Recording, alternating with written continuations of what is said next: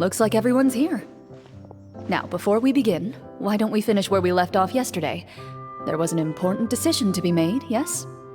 I'll pour everyone a cup of tea. Is that really the most important part, though, Clorinde? Paimon's more concerned about our current surroundings. Heavy walls, cold railings, dim lights. This is obviously supposed to be a prison. I admire the work put into the set. Still, it's obvious the scriptwriter has never paid a visit to the fortress of Rapperia. So the set is going to be a part of the script? Unfortunately, that is something I can neither confirm nor deny. Anyone think Clorinde's smile is starting to look kinda scary? Well, whatever happens, we'll just have to push on. But first, we should really figure out what to do with this treasure. If we're worried about arousing suspicion because of our identity, why don't we give ourselves a different name, just like Clorinde's master did? Yeah, it might be better to keep a low profile. As long as we're helping people, it doesn't matter who we are or what we're called. Staring at me won't get you anywhere. Or did you want some more tea? Oh, Paimon's good. Thanks. Why aren't you saying anything, Navia? Wait, what's that next to you? Oh, this is the short sword Clorinde mentioned last night. I found it. Huh. I'm surprised you managed to track it down after all this time. Well, I made sure to take good care of it, considering the circumstances in which you gave it to me. Of course I had to keep it safe. Anyway, where were we? Oh, right. I was just thinking about all the potential ways for us to break out of prison. We could dig a tunnel, or try to bribe the guards. Wait, we haven't been thrown into prison yet, have we? Well, it's only a matter of time. It pays to be prepared. Just like how you should always have an umbrella on hand, even when it's sunny. Alright, Paimon's made up her mind. Let's just give the treasure away. Paimon may have wanted to keep it, but if it's going to land us in prison somehow, Paimon will be too upset to enjoy her snacks. So, you've reached an agreement? All right then, we can continue with the story. Oh, and we'll collect all the scattered pieces of treasure on the ground as well. All right. You collect the treasure and make your way back to the capital with your bag of loot in hand.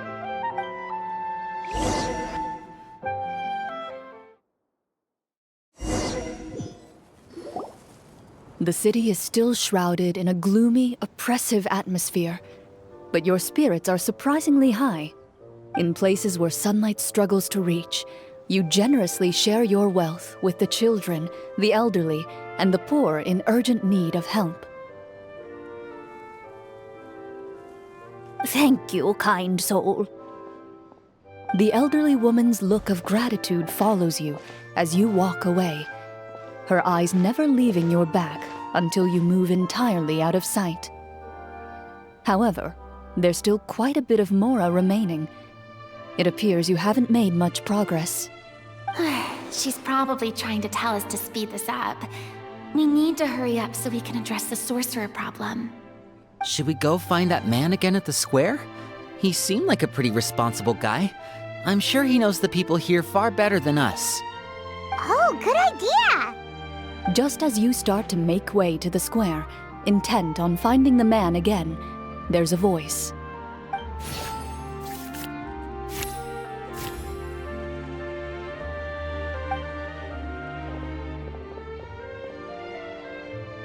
Please wait, distinguished guests. Several strange guards suddenly call out to you. They run forward to meet you and proceed to politely pay their respects. Greetings, gentlemen. Are we being invited for afternoon tea? Surely you jest, my lady. That would not be our place. It is His Excellency the King who requests to meet with you. Please come with us.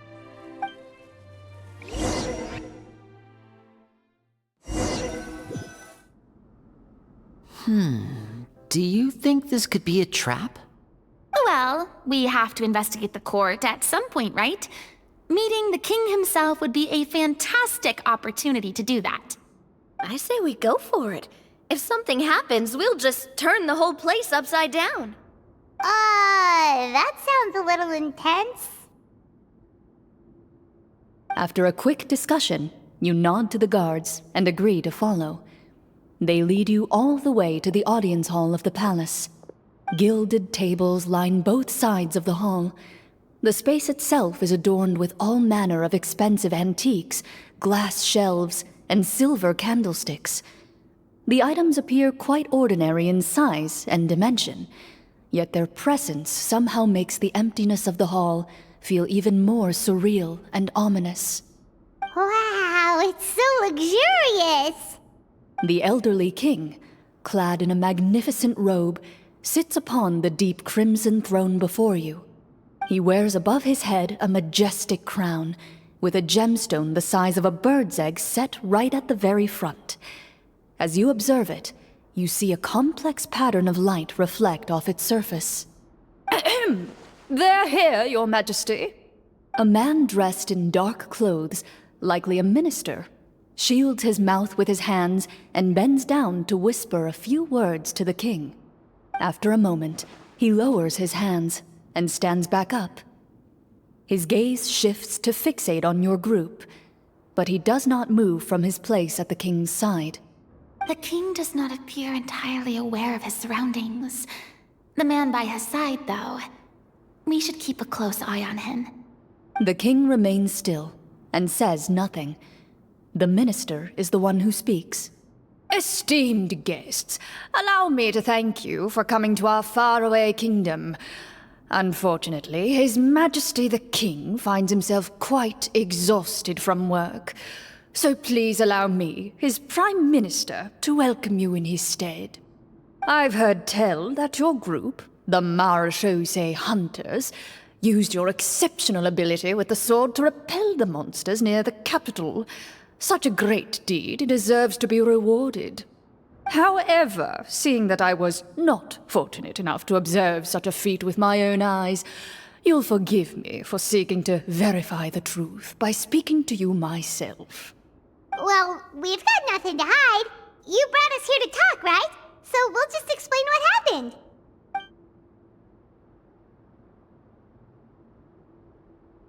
The golem's blades were so powerful, they could cut down trees in a single swipe! It took a lot of effort to defeat them, even for trained swordsmen like us. Well, that was enough details, right? Believe us now? Your account does indeed match those of the survivors. Since you were the ones who defeated the monsters, that must mean you are also in possession of the treasure they stole?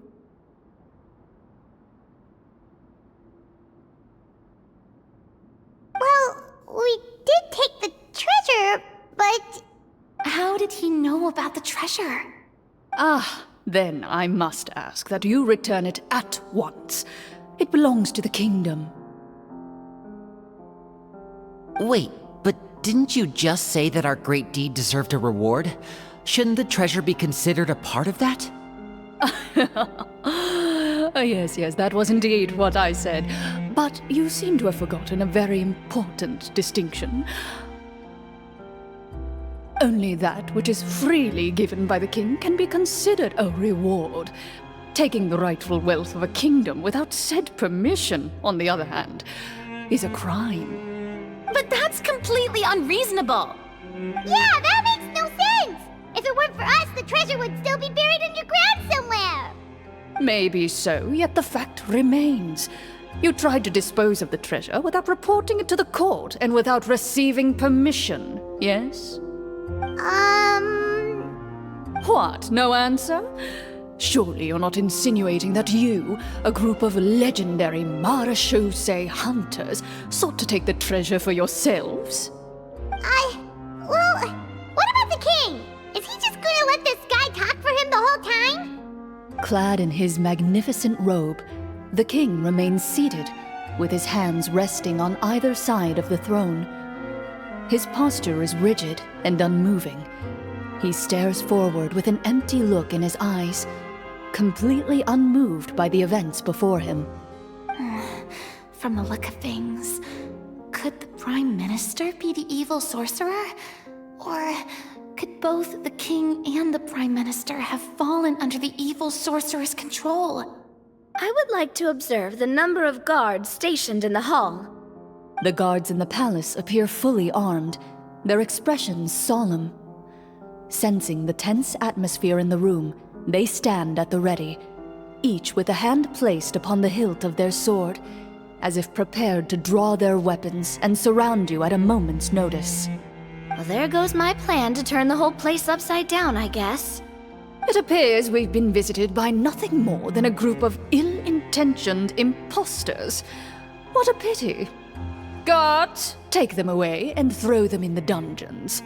Before I decide your fate, however, I must first determine whether you have any accomplices outside the court. Can't we try to slip away? Or maybe start some kind of riot? But if we try to fight the guards right now... Don't worry. At least we figured out who's behind all this. Let's just play it by ear. If you're scared, Paimon, just hold my hand. Aw, thanks, you guys. You allow yourself to be led away by guards surrounding you on both sides. It's only when you begin to feel drops of water falling from the dungeon ceiling and smell the stench of death and decay all around you that you finally realize you've stepped into a completely different world. Stay here, and don't try anything funny. The guards lock the cell door and leave without looking back. Wait, sir! Your voice echoes through the dark hall, but the only response you receive is the sound of water dripping from the ceiling. No! What should we do now? Carve out a new path of fate with our own two hands, of course. I draw my weapon. You reach toward your waist, but find nothing there.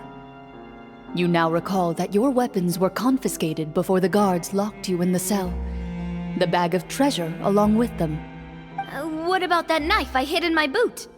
When did you hide it in there? When I was thinking about digging a tunnel. Rejected. You failed to inform the GM of this course of action. Moreover, the guards would have conducted a thorough search before throwing you in prison. And the keys to the cell aren't anywhere to be seen? Correct. You don't even feel a lock hole on the cell door. Oh, well, there goes all our plans. Indeed. Huh? Why are you the one saying indeed? Because that statement holds true for me as well.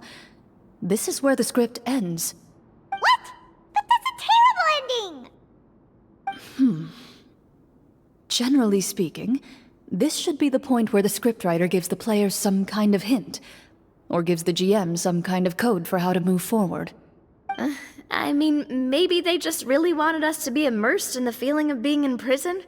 Like, they'll only show us the way out once we've grown truly and utterly desperate? That is a possibility. If only there were desserts and tea in real prison. Oh, wait, guess that's kind of how the Fortress of Meripede works if you're lucky.